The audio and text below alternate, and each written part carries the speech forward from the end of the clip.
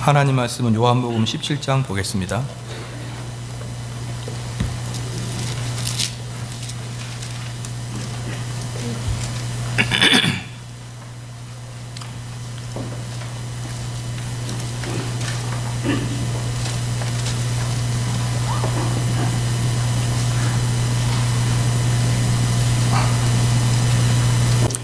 요한복음 17장 18절 19절입니다.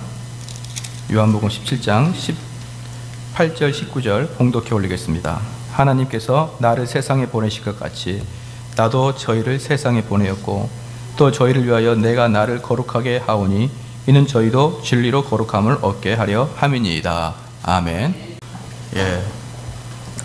오늘은 교회의 네 번째 표지 선교라는 제목으로 하나님 말씀 전하겠습니다.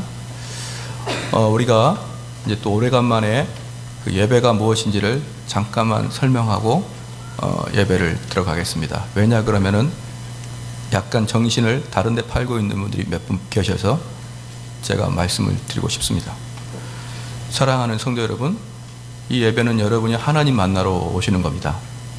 그래서 하나님께서는 예배 시간에 여러분과 함께 여기서 임하여 주실 것을 약속하셨습니다. 그래서 그 하나님은 만왕의 왕, 만주의 주이십니다. 근데 그 하나님을 만나러 왔는데 여기서 넋을 놓고 있거나 다른 생각에 빠져 있거나 졸거나 그러는 것은요, 하나님을 망홀히 여기는 것입니다. 그러한 자는 예배당에 참석하는 게 훨씬 더 해롭습니다. 예배는요, 그래서 내가 여기 하나님이 지금 나와 함께 있다는 긴장감과 두려움이 함께 겸하는 예배만이 하나님을 받으시는 것이지, 내가 다른 생각과 어떤 흐트러진 모습으로 예배에 나오는 것은요, 여러분이 왕 앞에 가서 하품하고 있는 거랑 똑같은 겁니다. 그러니 예배를 아니 드리려면 아니 드리더라도 드릴 거면 두려움과 떨림으로 드리기를 주의로 축원합니다. 그러지 않는 것은 여러분의 영혼에 해가 됩니다. 그래서 교회에서 오랫동안 멍을 때리는 예배를 해본 사람은 20년 후에 내가 20년 교회를 다녀봤는데 아무것도 없더라 라고 이야기하는 강팍한 심령으로 변해버립니다. 그러니 이 예배 시간에는 여러분이 항상 긴장하는 마음으로 예배를 드려야 되는 것입니다. 사람들에게는 가치관이 있는데, 또는 자기에 대한 정체성을 가지고 있는데, 자기에 대한 정체성을 확실하게 아는 사람들은 A급 인생이요, 자기의 정체성을 모르는 사람들은 그저 그렇게 왔다가 가고 마는 사람들인 것이죠. 우리 그리스도인들은 과연 어떤 사람이냐 이 말입니다. 우리 그리스도인들은요, 18절에 아버지께서 나를 세상에 보내신 것 같이 나도 저희를 세상에 보냈다라고 했습니다. 뒤에 히터 좀 꺼주십시오. 너무 덥네요. 아버지께서 나를 세상에 보내신 것 같이 나도 저희를 세상에 보냈다고 했습니다. 그리고요, 또 저희를 위하여 내가 나를 거룩하게 하오니 이는 저희도 진리로 거룩함을 얻게 하려 함이다 라고 이렇게 말씀했습니다. 그러니까 우리 그리스도인은 어떤 사람이냐 그러면요, 우리가 그리스도인으로서 이 땅에 살아갈 때 천국 들어가는 것을 우리의 최종적인 목표로 삼는다 그러면, 우리가 주 앞에 회심하는 순간 죽는 게 가장 효과적이고 가장 선한 삶이겠죠. 왜냐 그러면 회심한 이후에도 사람은 계속적으로 죄가 쌓일 거니까 회심한 이후에 내가 천국 가는 게, 죽는 게 가장 좋을 것입니다. 그러나 우리가 회심한 이후에 죽지 아니하고 이 땅에 사는 이유는 다 이유가 있습니다. 그 이유가 뭐냐 그러면 바로 오늘 말씀에 아버지께서 나를 세상에 보내신 것 같이 나도 저희를 세상에 보낸다 이렇게 말씀하고, 그 다음에 내가 거룩하니, 즉 저희를 위하여 내가 나를 거룩하게 하오니, 내가 나를 거룩하게 하오니, 저희를 위하여, 저희가 뭡니까? 제자들과 교회를 이야기하는 것이죠. 그래서 지금 교회의 표지를 이야기한 것이죠. 우리들을 위해서, 저와 여러분을 위해서 우리 예수님이 스스로를 거룩하게 하시니 이는 우리 교회가 진리로 거룩함을 얻게 하려 함이니이다. 우리 예수님께서는 요한복음 17장 이전에도 거룩하신 분이었고요, 그 다음에 거룩함을 제가 계속적으로 설명을 해드리는데, 도덕적이고 윤리적인 선함을 이야기하는 게 아니고 구별되었다라고 제가 표현을 했지 않습니까? 구별되어 따로 떼어놨다고 표현했지요. 그러니까 지금 여기에서 우리 주님께서 내가 거룩하니라 이 말씀은 내가 다시 한번 구별한다 이 말입니다. 내가 도덕적으로 더 착해진다 이 말이 아니라 내가 다시 한번 구별되어서 너희들한테 이야기하는데 나는 구별되었다.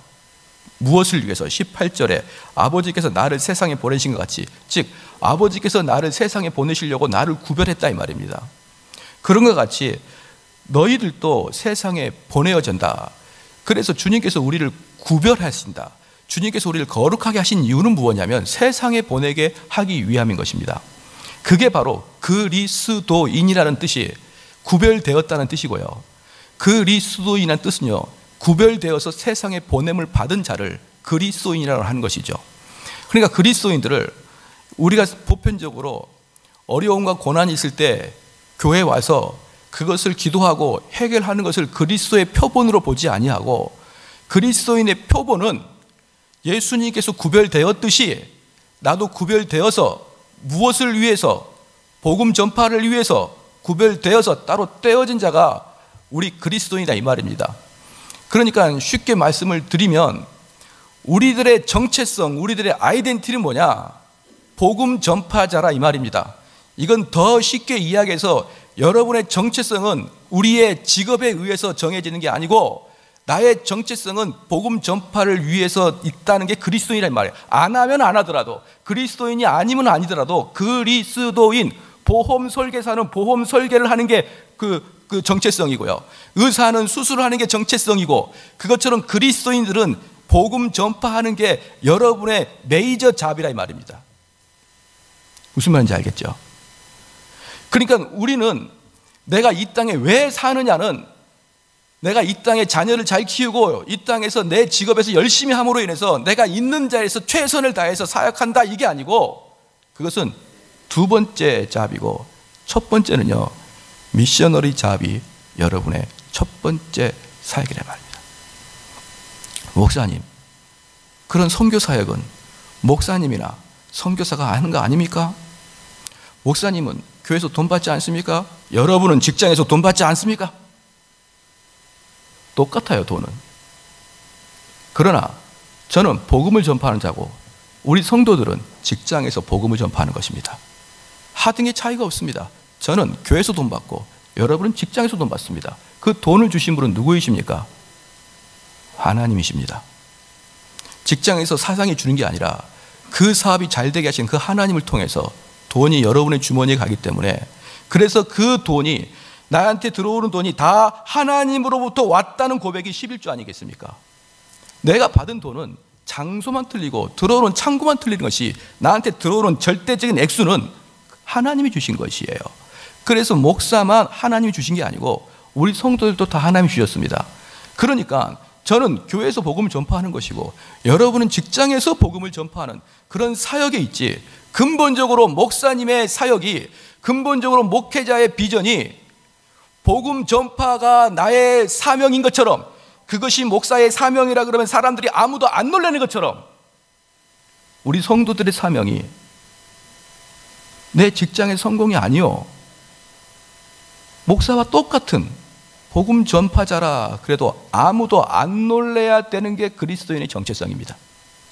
왜? 그걸 위해서 따로 구별해 두셨으니까.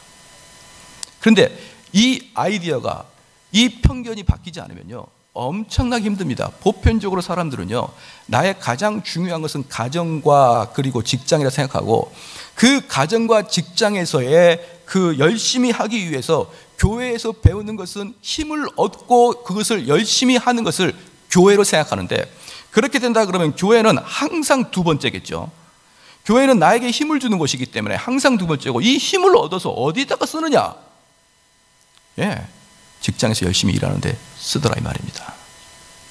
제가 이 아이디어를 바꾸는 데 있어서 가끔 외화를 드는 게 뭐냐 그러면, 북한이 우리나라를 적화 통일을 시키기 위해서 무력으로 내려오기가 너무 힘드니까 우리나라에 간첩을 투입을 시켜야 되는데, 이 간첩을 투입시켜 봐야 총으로 쏘고 그럴 시대는 지났으니까 사람들을 변화시키기 위해서 간첩을 투입시킵니다.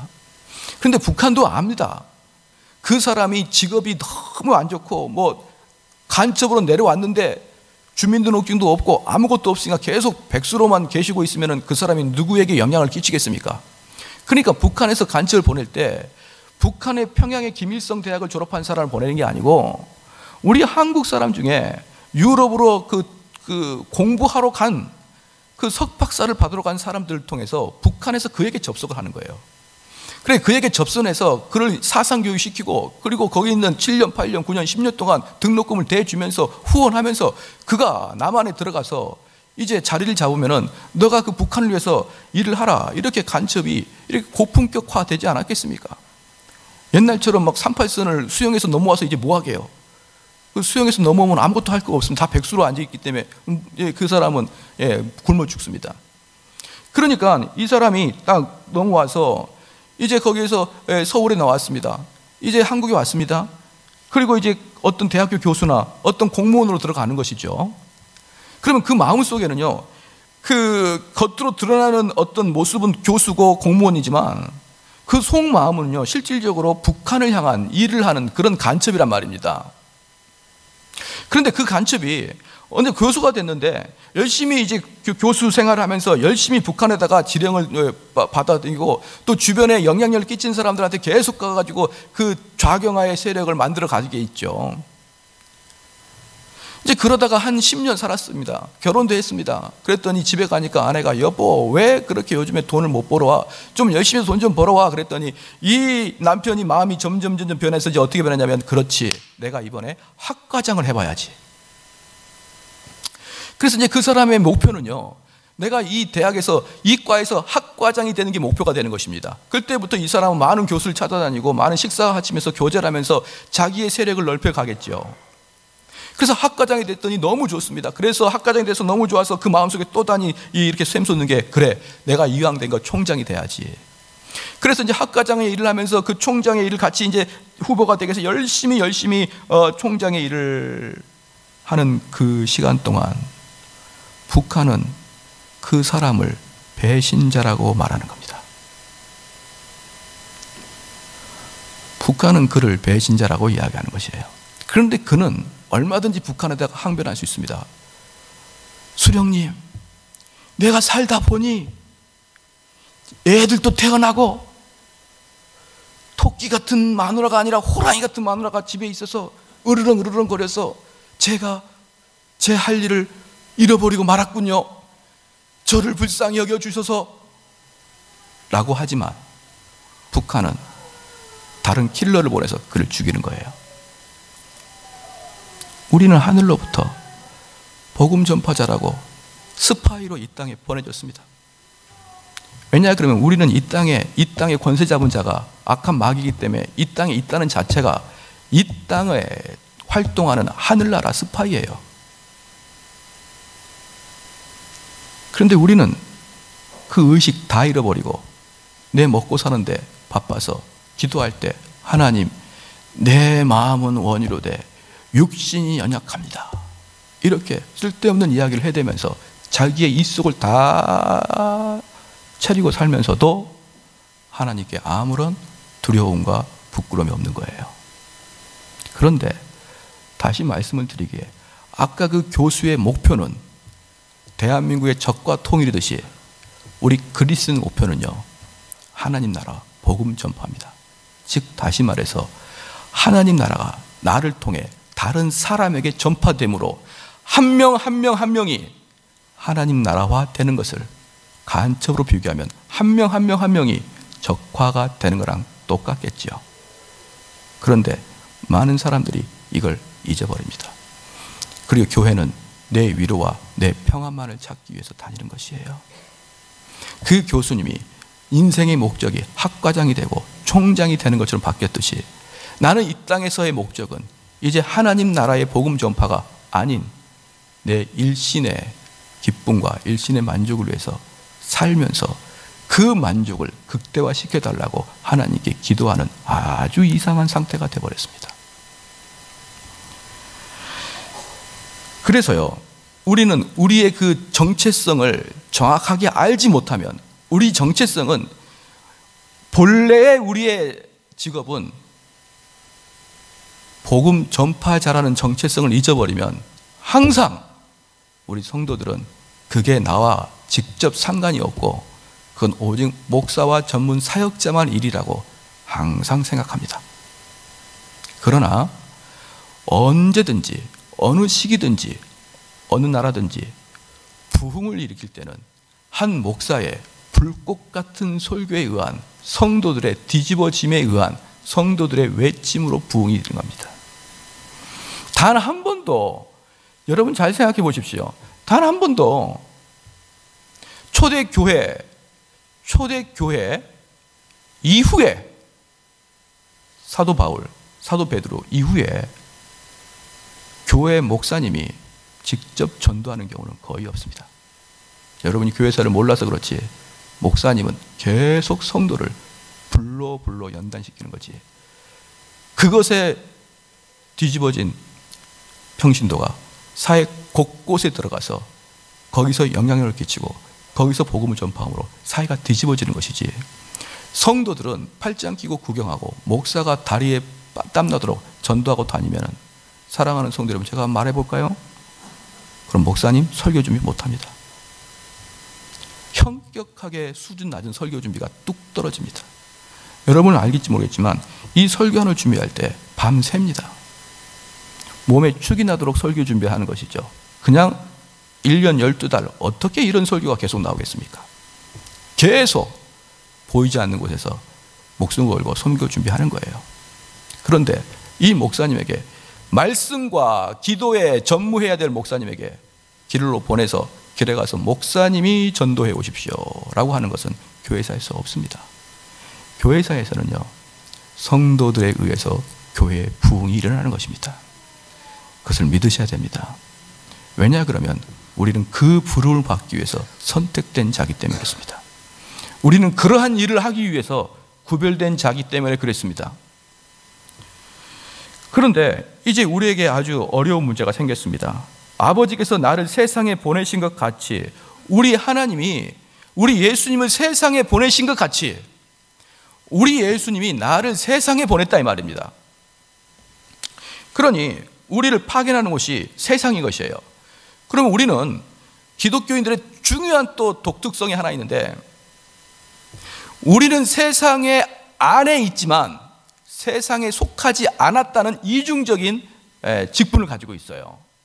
그래서 우리는 절처럼 산꼭대기에 올라가서 아무도 찾아오지 않는 곳에서 혼자 수련하고 있는 것이 그리스도인이 아니라, 유럽의 중세시대 때 광야에 가서 수도원을 하면서 다른 사람과 절단하고 오직 하나님만 바라보는 그런 수도사의 삶이 기독교가 아니라, 기독교는요, 내가 너희를 세상에 보냈다는 예수 그리스도의 말씀처럼 세상에서 드러나는 게 기독교입니다.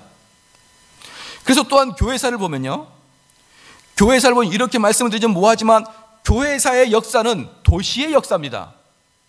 로마가 그랬고요, 콘스탄티노플이 그랬고, 알렉산드리아가 그랬고, 전부 다 그 당시의 최고의 도시, 요즘으로 말하면 뉴욕, 런던, 파리 같은 도시를 통해서 복음이 전파가 되었지, 어디 저기 뭐 무슨 군, 무슨 은메리 이런 데에서는 기독교 역사가 써지지 않습니다. 항상 서울, 부산, 대구 이런 거점 도시를 통해서 부흥의 역사가 일어나지, 읍내 면단이 무락부락 막 이렇게 우락부락 하면서 막 무슨 부락. 제가 지금의 가끔 가다가 선교사들에게 우려를 표하는 게 뭐냐 그러면, 가끔 선교사들은 지나치게 오지를 사랑하는 경향이 있어요. 거기가 뭐하게요? 소 있고 닭 있고 새 있는데 거기서 뭐하게? 기독교는요, 도심으로 사람이 있는 곳으로 들어가는 게 기독교의 원리입니다. 그래서 기독교는요, 우리가 세상의 안에 있지만 그렇지만 세상에 속하지 않아야 된다는 독특한 이중 구조를 가지고 있기 때문에요, 기독교가 어려운 것입니다. 사람들이 말합니다. 왜 그렇게 교회에 사람들이 떠나가는가? 특별히 젊은 사람들이 왜 이 교회를 떠나가는가? 여러 가지 진단합니다. 그럴 때 이런 진단을 저는 들어봤습니다.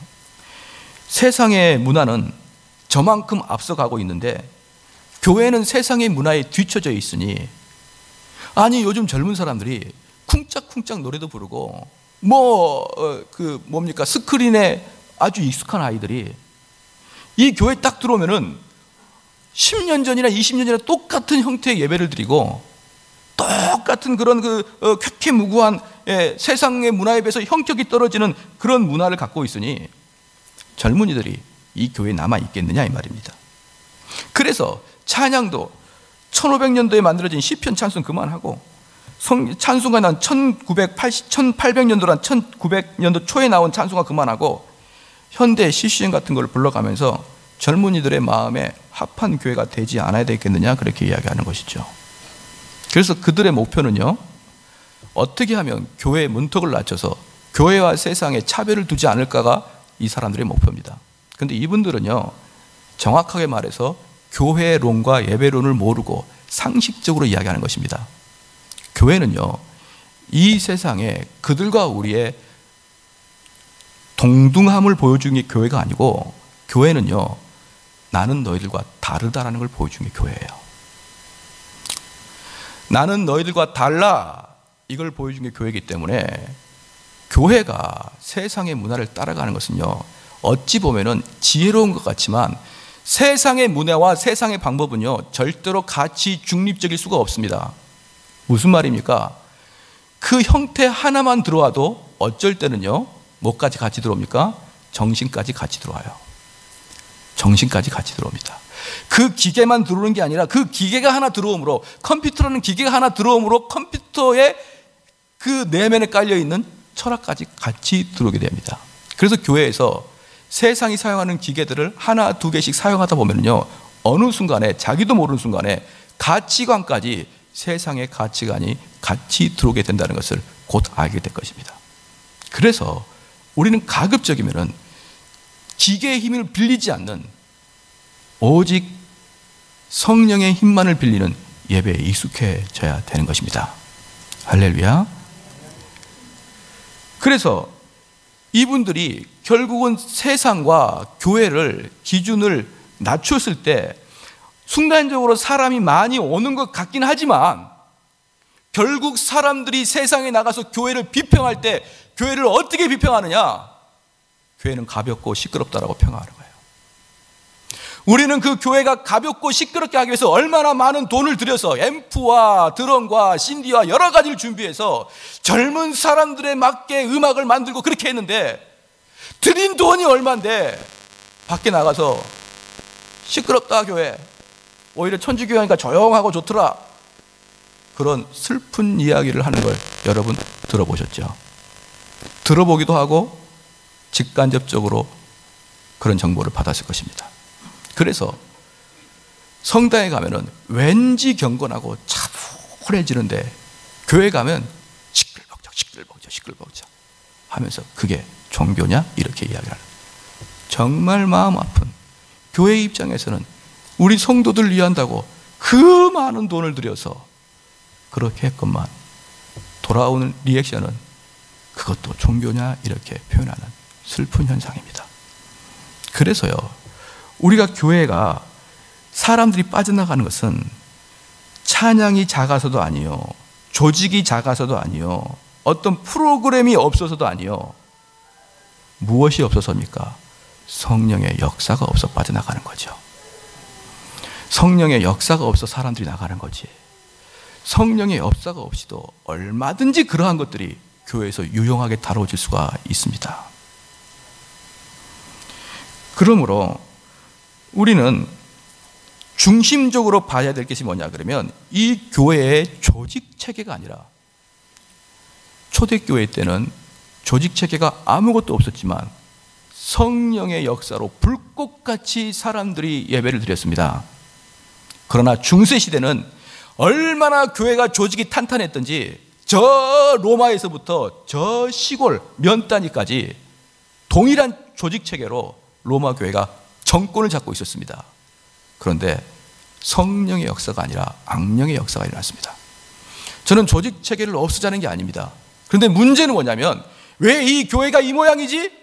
우리가 조직을 좀 다시 해보자. 우리가 찬양팀을 다시 만들어보자. 우리가 좀 뭔가를 다시 해보자. 심지어 우리 예배를 좀 더 다른 시간으로 바꿔보자. 이건 방법도 대안도 될 수가 없습니다. 자꾸 그런 식으로 하니까. 그래서 야, 우리 이번에 청년부 좀 부흥을 시켜야 되는데 누구를 부흥을 어떻게 시킬까? 그래서 첫 번째, 청년 전문 사역자를 보냅시다. 아, 그래, 청년 전문 사역자는 들어오라 그래. 딱 들어왔더니 청년 전문 사역자는 어떻게 합니까? 전문이니까 전문가처럼 청바지 찢어진 거에 기타 딱 들고 헤이 목사님 하고 오는 거예요. 절 찾았나요? 이러면서 오는 거예요. 제가 한번 찬양 인도하면 다 뒤집어집니다, 이런 뜻이죠. 그래서 오자마자 찬양 셋업 딱 시키고 뭐 하고 베이스 다다다다 막 이렇게 딱 하면서 자, 띵, 우리 찬양합시다 하면은 순간적으로 혹할 수 있지만 그런 것에 아무도 속아 넘어가지 않는 21세기입니다, 지금은. 성령의 역사만이 교회의 답이지 우리 인간적인 아이디어로 뭔가를 바꾸는 건 답이 아니에요. 제가 가끔 가다가 한국교회 문제를 다루는 목사님들이나 여러 가지 지도자들이 이 젊은이들이 빠져나가고 이것은 문화에 맞추지 못한다는 이 이야기를 들을 때마다 속으로 그래, 그렇게 해봐라. 너희 교회 돈 나가고 너희 교회 욕만 먹는다. 그리고 정말 진리를 탐구하고자 하는 그런 정말 진실한 성도는 다 떠나고 그냥 순간순간 감각만 자극시키는 그런 감각적인 교인만 남아서 그 사람이 10년, 20년 후에 늑대가 되어 너를 잡아먹을 것이다. 사랑하는 성도 여러분, 다 인간적인 방법은 내려놓읍시다. 그리고 오직 성령이 역사하시는 그 말씀과 또 내 마음에서 뜨거움이 일어나는 진정한 찬양으로 하나님께 나아가는 것이지 어떤 기계의 힘을 빌려서 우리가 우리 자신을 속이지 않기를 주의 이름으로 축원합니다. 그래서요, 여기에서 보니까 그럼 우리가 세상에 나가야 되는데 문제는 세상이 어떤가요? 세상이 어떤 것이고 우리는 세상에 있어서 우리는 어떤 존재인가 이 말입니다. 마태복음 한번 펴보겠습니다. 마태복음 5장.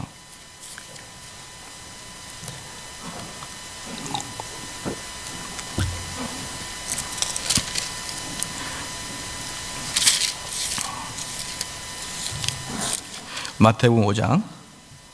자, 잠깐 5장을 펴놓고 우리 성도들에게 속으로 한번 대답을 해보십시오. 빛과 소금입니까? 소금과 빛입니까? 예. 우리는 헷갈려요. 어떤 데는 빛과 소금의 교회가 있고 어떤 데는 소금과 빛의 교회가 있고 또는 광염교회. 왜 광염교회가 그렇게 많나요? 저한테 묻는 사람이 있는데 그 광자가 빛광자의 소금염자예요. 광염교회가 있고 염광교회도 있어요. 서울 광염교회도 있고 부산 광염교회도 있어요. 대전 염광교회도 있고. 그러니까 이 사람이 헷갈리는 거죠. 그래서 우리는 그러면 그 순서가 그렇게 중요합니까? 성경은요, 순서, 단어 다 중요합니다. 그런데 여기에서 지금 예수님은 13절에 너희는 세상의 소금이니 소금이 그 맛을 잃으면 무엇으로 짜게 하리요? 후에는 아무 쓸데없어 다만 밖에 버려 사람에게 밟힐 뿐이오니라. 사람들은 소금이 먼저라는 것을 잠깐 잃을 때 있어요.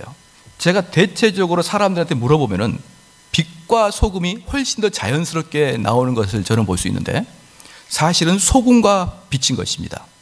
그러면 소금은 뭐? 이 소금이라는 것에서는 세 가지 정신이 들어있는데요.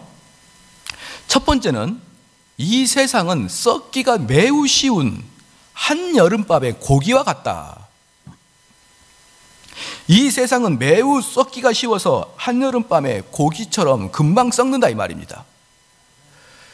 그게 지금 세상을 평가하고 있는 것이죠. 그런데 우리 지구상에 19세기를 진화론의 꽃이라고 표현할 수가 있습니다. 근데 진화론의 꽃은 이게 생물학에서만 나오는 게 아니고 일반 세상 사상에서도 진화론이 그대로 드러납니다. 예컨대 가장 진화론적인 이야기가 뭐냐면 여러분 하면 익숙할 거예요. 지금은 우리가 이렇게 힘들어도 내일은 잘 살겠지. 이게 진화론입니다. 내가 지금은 이렇게 사회가 어려워도 우리가 사회에서 더 깨끗하게 다스리면은 다음에는 사회가 좋아지겠지. 웃을 수 있는 사회가 되겠지. 지금은 어렵지만 진화하고 진보하고 더 좋아져서 이 사회는 좋아질 거야. 이 사상이 진화론의 핵심입니다. 그런데 이게 19세기에는 모든 사람들이 이 사람들의 긍정적인 사고로 야, 이렇게 과학이 발달하게 되면 뭐가 됐습니까? 의료가 발달되고, 의료가 발달되게 되면 사람이 병이 고쳐주고, 기계가 좋아서 수술이 잘 되고, 이렇게 과학이 발달되고 교육이 잘 되면 교육 잘 받은 사람들은 죄를 짓지 않을 것이고, 과학이 발달되면 사람의 수명이 연장될 것이고, 서로 이기심을 버릴 것이로 교육받으면 그렇게 될 줄 알았더니만 20세기 들어와서 1차, 2차 세계대전이 딱 터져버렸습니다. 그러니까 사람들이, 지식인들이 우리가 그렇게 교육하고 그렇게 과학을 발전시켰는데 그 과학의 결과물로 원자폭탄을 만들어서 사람을 다 죽이는 걸 보고, 아, 미래는 꼭 낙천적인 게 아니구나 라는 생각을 가지게 되는 겁니다. 그래서 그때부터 염세적인 생각이 들었는데, 사랑하는 성도 여러분, 그런데 우리 예수님은요 2000년 전부터 이 세상은 썩어질 세상이라 그렇게 얘기했어요. 우리는 그런 그 사상을 따르지 아니하고 처음부터 예수님은 이 세상에 기대할 것도 없고, 이 세상은 점점 좋아지는 게 아니라 점점 썩어진다는 것이에요. 처음에 생선은 맛있지만 일주일 지난 생선은 맛이 없어 못 먹듯이, 그리고 한 2주 지난 것은 썩어서 못 먹듯이, 이 사회는 점점 좋아지는 게 아니라 이 세상은 썩어서 없어지고, 썩어서 아주 냄새나고 흉악한 곳이 이 세상이라는 게 우리 예수님의 말씀입니다. 이 말씀은 2000년 동안 변하지도 않고 우리에게 그대로 내려오는 것입니다. 세상이 어떻게 사회를 평가하든 우리 기독교는 관계없습니다. 그냥 기독교의 눈에는 세상은 다 썩어 있다. 그게 기독교의 눈이에요. 그런데 지금 이 기독교의 또 다른 도전이 뭡니까? 이 기독교의 도전이 또 뭐냐 그러면, 현대판 미래 낙관주의자가 또 나옵니다. 뭡니까? 긍정의 힘이에요. 긍정의 힘. 내가 좋은 마음 먹고 좋아지는 긍정의 힘. 좋아질 거야. 그러나 사랑하는 성도 여러분, 이 세상은요 썩기에 적당한 것입니다. 그게 세상에서 너희가 소금이다 라는 뜻의 첫 번째 의미입니다. 두 번째는요, 너희는 세상의 소금같이 살아라가 아니라 너희는 세상의 소금이라는 것이에요. 그러면 그 소금은 무슨 역할을 하냐 그러면 두 번째입니다. 방부제의 역할을 하게 되는 것이죠. 방부제의 역할을 한다는 게 뭡니까? 이 세상은 너무너무 썩었기 때문에 얼마나 썩기 쉬운지 너희들이 들어가지 않으면 이 세상은 금방 썩어버린다는 것이죠. 그런데 이 세상이 그렇게 썩을지라도 너희가 들어가게 되면 안 썩는다는 겁니다. 예를 들어서 세상이 얼마나 썩기 쉽고 우리가 들어갈 때 어떤 일이 발생해야 되는지 말씀을 드려보겠습니다. 노아 시대 때 우리 하나님이 인간을 만드는 것을 한탄하시고 내가 너희들을 다 쓸어버리겠다 이렇게 말씀하시고, 제2의 창조라고 말할 수 있을 만큼 노아의 가족을 제외하고 모든 자연을 다 원상태로 리셋 시켜버렸습니다. 우리 하나님이 이놈의 이 자연을 내가 잘못 만들었다. 이것들 때문에 내가 화가 난다. 그래서 노아의 가족만 빼고 모든 걸 다 그냥 없던 걸로 제로로 만들어버렸습니다. 그리고 오직 의인인 노아 가족만 딱 남겨놨습니다. 근데 홍수가 끝나자 그 아들이 또 그 아버지 노아가 술을 먹고 처음에 한 게 죄를 짓습니다. 죄를 전부 다 청소했는데 의인 그 노아가 또 죄를 짓습니다. 그리고 좀 있다가 사람들이 모여서, 얼마 안 있어서 사람들이 모여서 뭐 합니까? 바벨탑을 만듭니다. 얼마 안 있어서 뭐 합니까? 소돔과 고모라성을 만듭니다. 이게 사회입니다. 사회는 뭘 어떻게 개혁해도 썩게 되어 있습니다. 그런데 우리는 소금인 것이죠. 그럼 우리가 들어가면 어떤 일이 발생해야 되냐 그러면, 여러분이 소금이면 방부제 역할을 하죠. 이게 나타납니다. 만약에 직장에서 내가 없는 상태에서, 우리가 없는 상태에서 누군가 모여서 음담패설을 합니다. 또는 우리 그리스도인이 없는 상태에서 누군가가 뒤에서 수근수근 거리고 있습니다. 그럴 때요, 여러분이 딱 들어가면 순간적으로 그 말을 딱 멈춰버려야 돼요. 그리고 이러면서 저 홍길동 씨 왔다. 말을 바꾸자. 그래서 음담패설이 내가 딱 들어가 있는 순간부터 안 나오는 것이에요. 내가 누군가를 사람들이 욕하고 있는데 내가 딱 들어가는 순간 홍길동 씨 왔다. 이 더 이상 그들 눈치로 말하는 거야. 이야기하지 말자. 여러분이 참다운 그리스도인이면 그러한 것들을 경험하게 됩니다. 그런데 내가 딱 들어가는데 길동이 왔냐? 앉아. 야, 음담패설 더 2절 3절. 길동이 왔냐? 뒤에서 수군거리는 것 2절 3절. 그러는 자는요, 단 1초도 여러분이 소금의 역할을 못하고 있는 겁니다. 소금은요, 그들이 썩어 있는 것을 여러분이 들어감으로 말미암아 썩지 않게 하는 그런 역할을 하는 것입니다. 그래서 소금인 자는 어느 곳을 가든지 그러한 것을 경험하게 될 것입니다. 그런데 가짜는 절대 못 경험하죠. 모양만 소금이죠. 그 소금을 고기 위에 뿌려봐야 아무런 반응이 나타나지 않습니다. 사랑하는 성도 여러분, 우리는요, 이 소금의 역할을 든든히 해야 됩니다. 그래서 이 마태복음 5장 13절에 이것을 제대로 해석하면 이렇게 해석할 수 있습니다. 소금이 아니면 무엇으로 음식을 짜게 하랴? 그 맛을 잃으면 무엇으로 이 세상을 방제할까? 우리 그리스도인이 소금의 맛을 잃으면 이 세상을 누구를 통해서 보존할까? 우리 그리스도인 외에는 아무도 답이 없습니다. 오직 그리스도인의 거듭난 자들에 의해서. 그런데 문제는 뭡니까? 너무나 가짜가 많다는 거예요. 마지막으로 세 번째, 소금의 특징은 그 음식의 맛을 우러나게 합니다.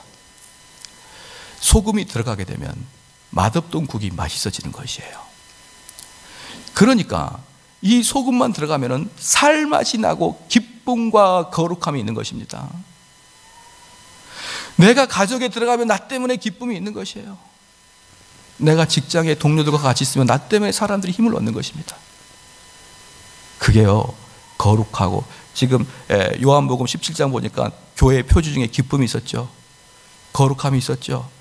이것들이 내가 가는 곳마다 그 일이 반복적으로 일어나는 것입니다. 사랑하는 성도 여러분, 이런 소금의 역할을 할 때, 마태복음 5장 14절 말씀 같이 읽겠습니다. 시작. 너희는 세상의 빛이라. 산 위에 있는 동네가 숨기지 못할 것이요. 소금의 역할을 감당할 때 그 아름다고 짜고 내용물이 있는 게 세상 사람도 하여금 빛처럼 밝게 보이는 것입니다. 야, 쟤는 도대체 뭔데 우리랑 저렇게 달라? 왜 쟤는 다를까? 그러면서 우리의 어떤 소금의 행위는요, 이 세상 사람들이 밝게 보이는 빛으로 변해서 그들에게 갑니다. 그게 바로 전도입니다. 그게 바로 선교예요. 그런데 지금 가장 큰 문제가 뭡니까? 빛이 먼저입니다. 소금은 없어요. 그냥 복음을 전합니다. 야, 얼마나 좋은 줄 알아? 나를 봐. 너를 보니까 못 가겠다 이놈아. 이제는 그래서 양심 있는 사람은 내가 얼마나 나쁜 놈인데 내가 교회 다닌 거 알면 깜짝 놀랄걸? 이렇게 이제 생각하면서 아예 복음도 안 전해요. 그러니까 이 세상에서 복음을 전하는 게 완전히 끊겨버렸습니다. 빛이 나가야 되는데 소금이 안 돼 있으니까 빛을 내보낼 수도 없는 것이에요. 이번에 얼마나 슬픈 일이 생깁니까? 요즘에는요, 뉴스를 보는 게 두렵습니다. 일본의 또 방산산업체 비리, 그분은 저는 예전부터 모 교회 장로님인 걸 잘 알고 있었습니다. 왜냐 그러면요, 그분은 기독교계에 꽤 유명한 장로님이거든요. 그리고 어떤 기독교 신문에 크게 그의 일대기, 좌절과 실패와 성공의 일대기도 크게 나왔던 그 덕망 있는 장로님이 방산 비리의 주모자로 돼서 감옥에 들어갔습니다. 또 개그맨 S모 형제, 그냥 개그맨은 개그맨으로 있지 왜 또 목회를 하셔가지고 그렇게 목회자를 힘들게 하시는지, 목사님이 되어가지고 얼마나 이쁜 그 아내를 두들겨 패놨는지, 그냥 그래가지고 세상에 어찌 이렇게 머리를 못 들고 다니는 상황이 돼버렸습니다. 이러는데 어떻게 빛을 비칩니까? 이런 상황에 어떻게 빛을 비칠까요? 무슨 빛을 비칠까요? 사랑하는 성도 여러분, 교회 표지 네 번째는 선교입니다. 선교는 전도입니다. 그 선교와 전도는 그리스도인의 아이덴티티입니다. 그리스도인은요, 너는 그리스도인, 다른 말로 너는 전도인, 똑같은 것입니다. 근데 그것을 할 수 있는 유일한 방법은 저와 여러분이 소금이 되어야 되는 것입니다. 소금이 안 되면 우리는 어떤 것도 우리는 전도인, 그리스도인의 아이덴티티가 될 수가 없는 것입니다. 사랑하는 성도 여러분, 5월 10일 날 저희 교회가 전도대회를 합니다. 우리는 이런 기간들을 그저 보내지 않아야 될 것입니다. 그래서 내가 그때 전도하기 위해서 마음을 딱 먹으면 지금부터 뭐가 딱 되느냐, 확 겸손한 자가 된다는 것을 여러분 느낄 것이에요. 내가 쟤한테 아실 거 없으면 막 떵떵거리는데, 내가 하나님 예수님께서 우리를 세상에 보내셨으니까 나도 이제 세상에 들어가서 내 직장 동료, 내 가족과 내 주변 사람을 전도해야 될 때 먼저 무엇이 소금이 돼야 되니까 팍 낮아지고 겸손해지고 그들을 부패하지 아니하게 해주고 먼저 내가 부패되지 않는 자가 되고, 이게요 전도 하나로 그 밑에 모든 게 다 진행이 되게 되어 있습니다. 그러니 5월 10일 날 전도대회가 있는 걸 그저 보내지 마시고 그 전도대회를 기점으로 여러분 자아를 살피시고 입을 열어 빛을 발하여서 복음 전파자가 되어 그날 또 그 전날, 그 전주, 그 다음 주 상관없이 여러분 꼭 천국 잔치에 초청해 주시길 바랍니다. 초반부에도 말씀드렸지만 성령의 역사가 일어나서 평신도가 뒤집어져야만 기독교는 부흥하는 것입니다. 기독교의 역사는 목사의 역사요, 부흥의 역사는 평신도의 역사입니다. 사랑하는 성도 여러분, 그러므로 우리가 전도하는 마음을 굳건히 가져야 될 것이고, 이거야말로 우리가 가장 소금답게 사는 것인 것을 알면서 그 일을 실천하기 주님을 축원합니다.